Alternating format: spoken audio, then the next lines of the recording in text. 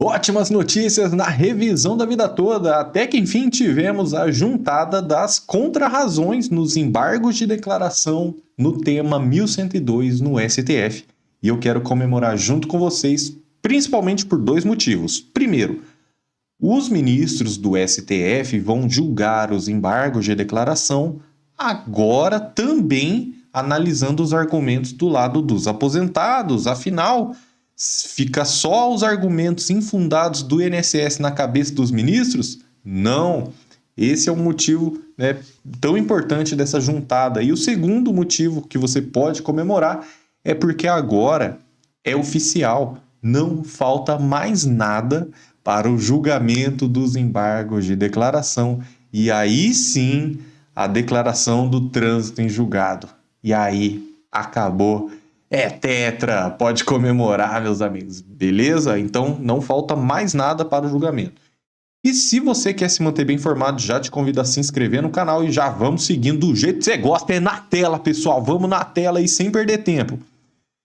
Olha aqui, processo 1.276.977, esse é o número do processo, tema 1102, tá certo, pessoal? E aqui eu já quero estender meus agradecimentos e meus cumprimentos para a doutora Gisele Kravitchin. Peço desculpas pela minha pronúncia, mas a doutora Gisele realmente vem fazendo um grande trabalho no tema 1102, pelo que eu já a cumprimento e também tive a oportunidade, né, de cumprimentá-la presencialmente na sessão do STF, tá certo, pessoal? Então vamos seguindo aqui para você ver como os argumentos do INSS vão cair por terra. Síntese fática, síntese dos fatos, né? São os embargos declaratórios interpostos pelo INSS requerendo a suspensão nacional dos processos com tese firmada por esta corte em 1/12/2022. Eu estava lá presencialmente, vocês sabem disso. E pessoal, olha só, parece que não, mas faltam apenas 6 meses para 2024. Como assim, doutor? É isso mesmo, pessoal. O ano tá voando, já estamos aí entrando em julho e muita gente ainda não recebeu a sua revisão da vida toda. Muita gente já recebeu, mas muita gente ainda não recebeu e nem teve sentença. Isso que é o pior, porque para receber você precisa da sentença. Olha aí, pessoal. Pede também a anulação do acórdão do STJ. E vamos seguindo aqui para o que interessa. Isso aqui é só um resumo dos fatos, mas vocês já sabem, vocês estão acompanhando os fatos, né? Só que as razões defendidas pelo INSS já foram amplamente debatidas nos autos do processo, tendo os efeitos dos embargos opostos meramente protelatórios, retardando assim a possibilidade dos segurados implementarem a nova renda mensal inicial e dar prosseguimento aos processos em tramitação nas instâncias inferiores. Traduz pra gente, doutor Nakamura, que eu não tô entendendo mais nada. É o seguinte, pessoal, tudo que o INSS tratou aqui já foi decidido no processo, né? Então, os embargos de declaração, você sabe bem, para que eles servem? Para esclarecer uma obscuridade, algo ficou obscuro, não ficou muito claro? Esclarecer uma contradição, o STF argumenta uma coisa, mas decidiu outra, mas isso não aconteceu. Para esclarecer também, corrigir um erro material, né? Um erro de digitação ou um erro de dados, um erro nos cálculos, mas isso também não aconteceu, tá? Então, assim, corrigir obscuridade, contradição, omissão. Será que o STF foi omisso em alguma questão?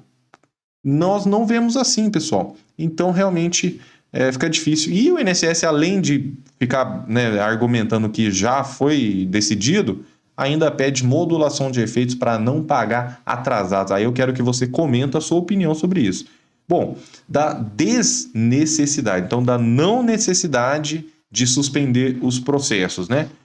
O INSS está pleiteando essa suspensão, mas ocorre, nobre relator, que os precedentes dessa Suprema Corte estão no sentido de que a função integrativa do acórdão recorrido é apenas nas hipóteses de saneamento de vício ou correção de flagrante erro material. Então, olha o que o próprio STF já decidiu, inclusive o relator foi o ministro Nunes Marques. Ementa, embargo de declaração, alegada omissão, Os embargos de declaração têm função integrativa do acórdão recorrido, nas hipóteses em que se busca o saneamento de vício, omissão, contradição ou obscuridade, que eu falei para vocês, ou correção de erro material. Então, o que está acontecendo? O embargante, o INSS, não aponta nas suas razões um fundamento que demonstre erro material ou vícios nos acordos embargados. Então, o que ele quer aqui? Ele quer rediscutir a matéria, ele quer colocar efeitos infringentes nos embargos de declaração, ou seja, ele quer utilizar os embargos para uma finalidade a qual ele não foi criado. O Código de Processo Civil traz muito bem justamente essas funções dos embargos de declaração, né, para esclarecer esses pontos: omissão, contradição, obscuridade ou erro material. E o INSS, pasmem, ele traz argumentos de mérito, como se fosse mais um recurso de mérito, e não é o caso. Olha que absurdo, pessoal. As alegações pairam tão somente em um hipotético elevado número de processos que retornaram ao seu trâmite regular após o julgamento do tema 1102. Ou seja, o INSS está falando, os processos voltaram a correr, é um absurdo, o INSS está sendo condenado, o INSS está tomando multa diária, mas aí vai me desculpar, né, seu INSS, o que vocês esperavam? Após a tese firmada em um tema com repercussão geral no STF.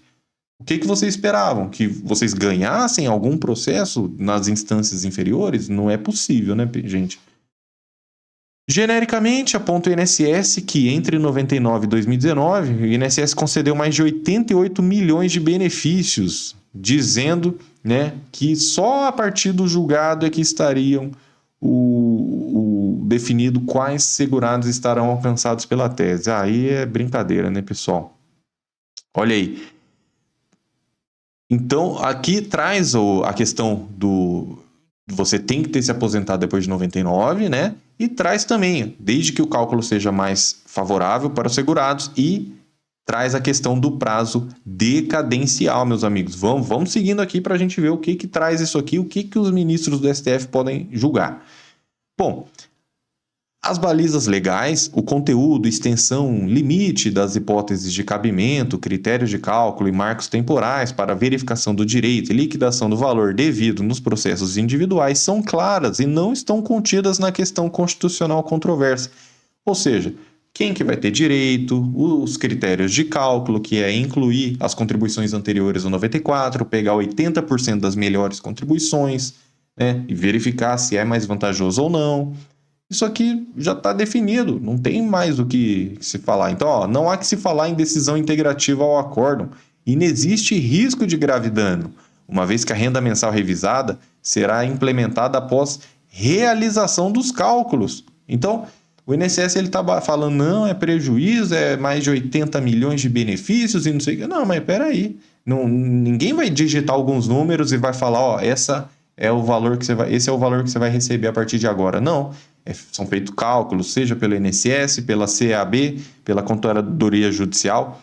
Por isso que é importante, a própria doutora Gisele já falou isso nas outras redes sociais dela, do Instagram dela, tem que fazer os cálculos antes, pessoal, tem que fazer os cálculos antes, você não vai, né, não tem como entrar dando um tiro no escuro desse, tem que fazer os cálculos.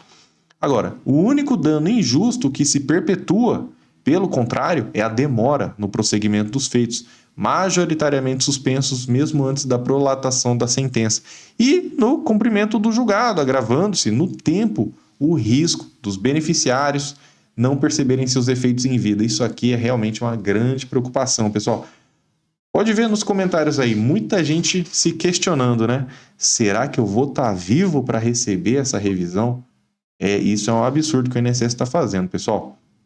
A despeito da sensível circunstância, é de se respeitar a autoridade do julgamento com eficácia vinculante do STF sobre as regras processuais. Por quê? Foi definida uma tese em sede de repercussão geral e, não sendo os embargos declaratórios gravados pelo efeito suspensivo, é imperativo, é necessário que os processos individuais retomem imediatamente o curso para regular julgamento, liquidação e cumprimento de sentença. Então, o julgamento é a sentença que você precisa. Pode até ser concedida a tutela de evidência na sentença, julgamento. Liquidação é a apuração dos valores propriamente ditos. Por quê? Vamos supor, você entrou em 2020. Poxa, além dos atrasados que você já teria direito, você tem direito às parcelas vincendas, né, que se venceram ao longo do processo. Tem direito a juros de 1% ao mês, tem direito à correção monetária, então esse valor vai sendo atualizado. Então, primeiro é a sentença, depois liquidação, né, que é justamente os cálculos, e cumprimento de sentença, para que a sentença não seja somente um pedaço de papel. Não, ela tem que ter efetividade e é com isso que se dá o cumprimento de sentença. A jurisprudência dominante, pacífica e reiterada do STF suporta a possibilidade de julgamento imediato, havendo ou não o trânsito em julgado do acórdão. E aí ela traz alguns julgamentos. Então, o STF, olha só, ele tem jurisprudência dominante, é a maioria, é pacífica, ou seja, ninguém discute isso, só o INSS, e reiterada, ou seja, o STF teve que julgar isso mais de uma vez. Ele teve que julgar mais de uma vez falando o seguinte, ó, tem tese firmada em repercussão geral, tem que se aplicar imediatamente, não precisa publicação de acórdão, não precisa esperar o trânsito em julgado, porque o STF já vislumbrou essas situações acontecendo antes, então ele bate o martelo sempre nesse sentido, ó, teve tese julgada nos embargos na repercussão geral, tem que ser aplicado imediatamente. E a parte embargada, então, requer o não acolhimento, né? Não precisa suspender, até porque, pessoal, já tem processo saindo em todos os estados do Brasil, mas, vocês sabem, somos advogados há mais de 11 anos, nosso escritório tem processo em todas as regiões do Brasil e é possível verificar, em alguns casos, juízes despachando, então sendo deliberadamente a favor da suspensão de aguardar o trânsito em julgado. O que nós fazemos, nós temos um recurso para isso e é isso que eu vou tratar no próximo vídeo, tá? Se você está passando por isso, eu vou dar a solução no próximo vídeo. Ó, para a gente não perder o foco, vamos seguindo aqui. Da observância da cláusula de reserva de plenário. Isso aqui é importante porque o INSS está utilizando isso para pedir a anulação do acórdão lá no STJ, que voltaria tudo o processo.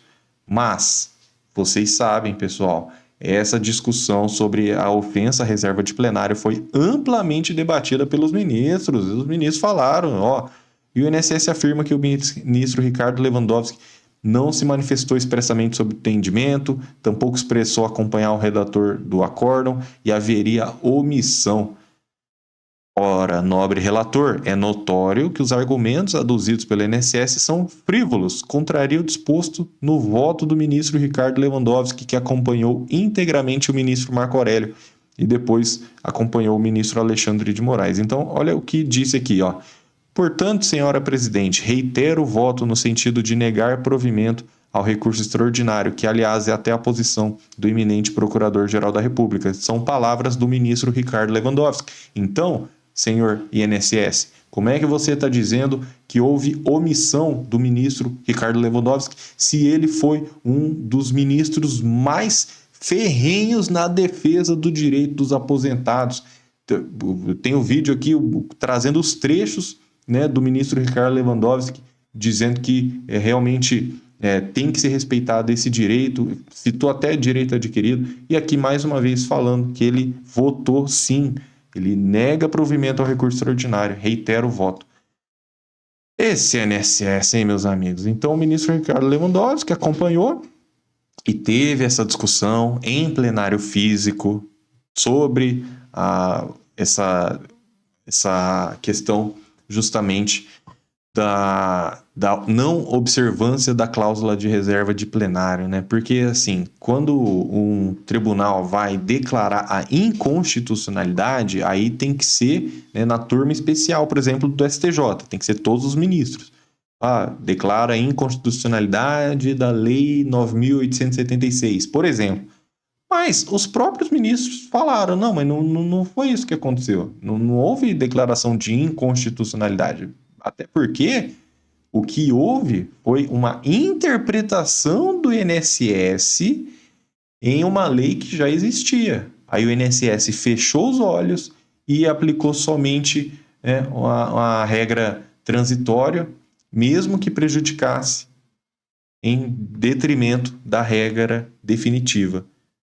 Ou seja, você deveria, INSS, ter feito os cálculos das duas regras, tanto das contribuições somente a partir de julho de 94 e também incluindo as contribuições anteriores. E lá atrás, quando os aposentados foram pedindo foram requerendo suas aposentadorias, lá atrás deveria ter sido apresentada essas duas opções.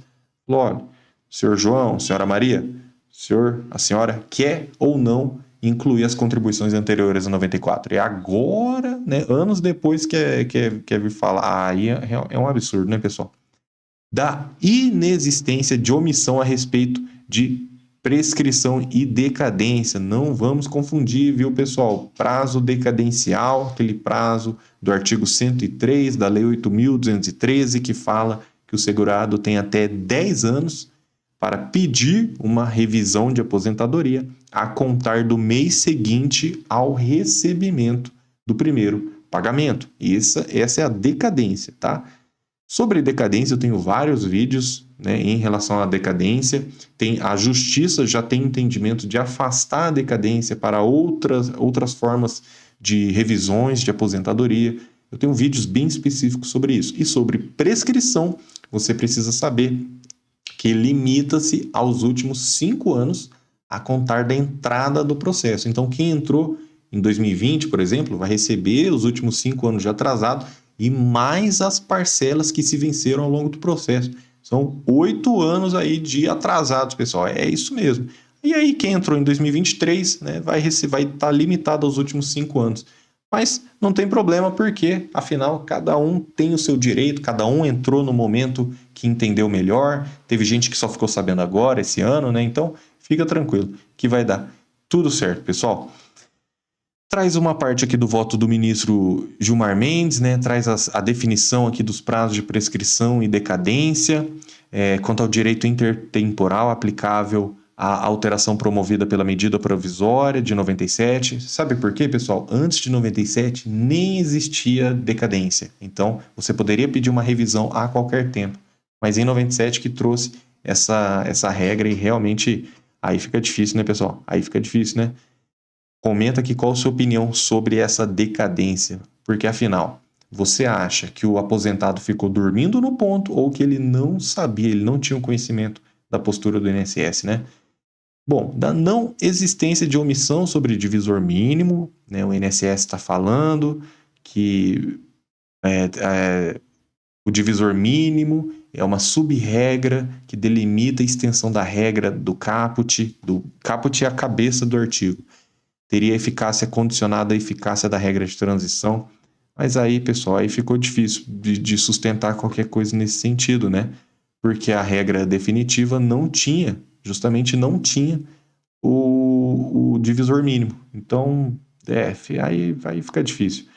Da desnecessidade de adstrição ao pedido, o INSS ficou falando que não teve aplicação no caso concreto. Só que olha só, pessoal, eu vou trazendo o que interessa aqui, porque realmente o STF ele deixou bem claro, né? Ele deixou bem claro para quem serviria a revisão da vida toda, né? Não é para todo mundo. Por quê? Porque primeiro você tem que ter contribuições anteriores a 94. Tem que ter se aposentado depois de 99. Tem que fazer os cálculos. Então tá bem decidido, no caso concreto, quem vai ter direito. Até porque, se você chega lá no seu processo e tem cálculos que não são favoráveis, o juiz ele vai deixar por assim mesmo. Vai falar, é o seguinte, essa pessoa não tem nem direito à revisão da vida toda. Então teve sim a adstrição ao caso concreto. Isso aqui é um absurdo, pessoal. Bom, olha, tá falando que foi observado pelo relator, né? E principalmente também na hora de redigir o acórdão. A ministra Rosa Weber pediu auxílio do ministro Alexandre de Moraes, por isso que ele deixou bem claro, em português bem claro, quem que teria ou não direito. Da inexistência de omissão sobre modulação dos efeitos da decisão, a atenção sobre modulação dos efeitos da decisão. O INSS está pedindo, pessoal, para não pagar os atrasados. Está falando para pagar somente. Primeiro, né? São duas questões na modulação de efeitos. Somente para quem pediu a revisão da vida toda, somente para quem entrou com o processo até a data de julgamento. E fala que, ó, quem não entrou com a ação, né, que receba só daqui para frente. Mas é claro aqui, pessoal, que quem sofreu com essa insegurança jurídica, quem sofreu com essa postura do INSS foi quem contribuiu toda a vida para o sistema. Então, por negligência do INSS que deixou de aplicar essa regra, aí ninguém pode se beneficiar da própria torpeza, né? Ou seja, isso está na lei. Ou seja, o INSS fechou os olhos para a regra definitiva, né? Aplicou a regra transitória para todo mundo. Aí depois que você vai pedir o seu direito, aí ele fala, não, mas ó, não entrou com a ação no período certo, não, mas ó, então, mesmo que tenha entrado com a ação, vamos fazer valer daqui para frente. É um absurdo. Deixa eu dar um gole no café aqui. Ó, o tamanho da xícara que eu trouxe aqui, pessoal. Ó, modular os efeitos da decisão, atenção para esse parágrafo. Modular os efeitos da decisão viola o ato jurídico perfeito, o direito adquirido e a segurança jurídica. Porque agora trazer modulação de efeito para falar que não vai receber atrasado, ou então é só quem já entrou com a ação, isso viola o direito adquirido e a segurança jurídica. Se você cumprir os requisitos e fizer os cálculos e tiver direito, você tem direito a receber. É o que eu estou falando, você tem que entrar com a ação? Tem que entrar com a ação. Até o momento aqui, né, nem tem pedido no sentido de já receber na via administrativa. Tem que entrar com a ação. Agora, o que não pode é bloquear o seu direito, sendo que você entrou com a ação ou ainda vai entrar, né? Caso você conheça alguém que ainda não entrou. Então, do descabimento de modulação dos efeitos, não tem como defender uma modulação do jeito que o INSS pediu. Tá? Do jeito que o INSS pediu, aí não tem como. Eu vinha tratando de modulação de efeitos, mas aí, para a nossa surpresa, o INSS, né, realmente ele não argumentou, né? Ele só pediu, não queremos pagar atrasado, limita aí para quem já entrou com ação e tudo mais. Aí é complicado, né, pessoal? Bom, o que acontece? Eu não correria o risco. Se eu tenho direito, eu já entraria o quanto antes, porque já tem tese firmada e o que importa é a data que você entrar. Eu não correria esse risco de ficar de fora. Embora eu defenda que não tem como sustentar o argumento do INSS, mas eu não ficaria de fora. Eu entraria o quanto antes, fazendo os cálculos, juntando os documentos, tá? Da não demonstração dos impactos da tese, desnecessidade de modulação, né? Bom, o INSS fala do relevante impacto social, mas na verdade não fez nada, porque ele foi contra uma portaria do próprio INSS, né? Então, a portaria está falando que existe já o sistema do EPCalc para realizar esse cálculo. Então, aquela história de vai gastar milhões, o INSS não tem computador, não tem servidor para isso, tem o sistema do próprio INSS, o EPCalc aqui que dá para juntar, né, desde que o advogado junte corretamente os documentos necessários, né? Isso sim. E aqui é o principal, da tentativa de rediscussão da matéria. O que o INSS está fazendo? Ele está tentando rediscutir a matéria. Ele não está tentando esclarecer uma obscuridade, uma contradição, uma omissão. E a justiça já bateu o martelo. Os embargos declaratórios não constituem instrumento adequado para a rediscussão da matéria de mérito. Vocês estão entendendo? Por mais que você não seja formado em direito, mas você está entendendo que tanto o lado dos aposentados como o lado do INSS, eles só tinham até o recurso extraordinário para falar sobre o mérito, para falar, tá errado ou tá certo. Não cabe rediscussão nos embargos de declaração. É só se o STF, o STF esqueceu de falar sobre alguma coisa. Daí caberia os embargos de declaração, que é para esclarecer, para enriquecer a decisão. tá? Não para mudar a decisão, não para falar que agora não tem mais direito. É um absurdo, né, pessoal? E aí o requerimento é que os embargos declaratórios não sejam conhecidos e, se forem conhecidos, sejam rejeitados, né? Então, no caso de não ser conhecido, o STF vai simplesmente, dar um tapa ali, não vai falar, não quero nem saber desse embargo aqui, eu não vou nem ler isso aqui. Mas se for conhecido, aí vai julgar os embargos propriamente ditos, mas tem o requerimento para que eles sejam rejeitados, pessoal, é isso mesmo. E seja determinado o imediato levantamento das suspensões sobre estamentos do julgamento já concluído, né, em 2/12 de 2022, com tese firmada, acórdão publicado, independente da certificação do trânsito em julgado. Pessoal, agora eu quero saber de você. O que você acha que o STF vai decidir?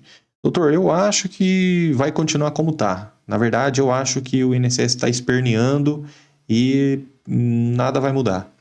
Ah, doutor, eu quero ver como que vai ficar essa questão de prescrição e decadência. Ah, doutor, eu quero ver do meu processo.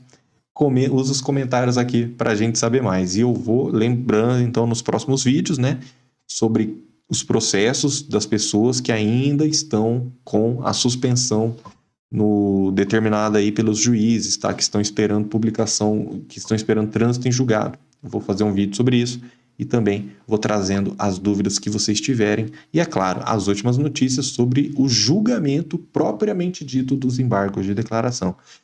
Essa live aqui foi um pouco mais longa aqui, já estou ficando sem ar, então eu quero que Deus te abençoe grandemente, que a paz do Senhor esteja contigo e que você tenha muita saúde para aproveitar os frutos do seu trabalho. Você contribuiu, então você tem direito à revisão da vida toda, tanto no reajuste mensal como no pagamento dos atrasados. Vai viajar, vai pagar suas contas, vai comprar seu remédio, vai ser feliz, vai visitar a família. Aproveita. A gente não sabe até quando nós estaremos aqui. Muito obrigado e até a próxima.